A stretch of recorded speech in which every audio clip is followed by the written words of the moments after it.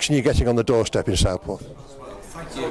The first sort of reaction I'm getting is people are quite cheesed off with politics, to be honest. I mean, it's people don't see a real choice between the parties, not least because, as I said before, when they voted tactically last time, they ended up with a Tory government, and they don't see as big a difference as they feel they ought to see between the parties. The other thing they're obviously highlighting is the NHS and local services. We've already seen losses to our NHS services in Southport and lots of cuts to our local services like libraries and parks, and those are ideological cuts from the Tory government, but they've been implemented by a Labour controlled authority, which seems to be remote to many people from Southport.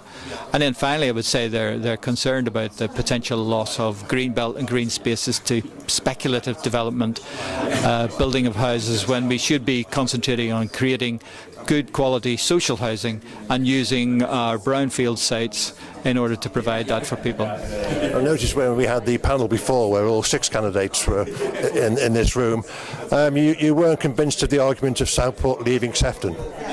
No, I'm not. I mean, I think I made the point that the Green Party believes in people making decisions at the right level for them, and there are some benefits clearly in people having that local autonomy.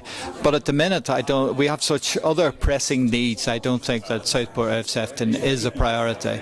And also, I think there's an element of, if we are going to move towards a city-region model for some of our government systems in the northwest of England, provided that is a city-region model is based on a true democracy, not just a sort of appointed mayor who then overlords the whole show. I think if we get a properly democratically accountable city region, then we're better to be in it rather than outside it trying to knock on the door. And finally, some people are suggesting that John Pugh is going to win this election. Would you share that view?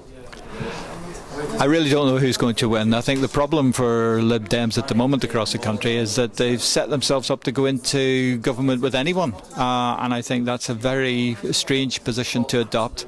As I've said, I mean, people have voted tactically in the past for the Lib Dems and ended up with the Tory government. I think that's part of the reason why people are quite confused and uneasy with the way politics is sitting at the moment, both in Southport and across the country.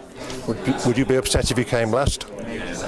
Would I be upset if I came last? This is the first time the Green Party has ever stood in Southport. Indeed, the first time the Green Party has had candidates in all 3 of Sefton's parliamentary constituencies. So, yeah, I would be upset if I came last, but I'm realistic that we're sort of setting out the scene to some extent to understand. But what is really important to me is we are giving people in Southport the chance for the first time to vote for the Green Party, to vote for green policies, and that's what I'm looking forward to see that many people have that opportunity and will take it. Laurence Rankin, thank you for your patience when I pressed the wrong buttons on this machine, but I wish you all the best. Thank you very much. Thank you.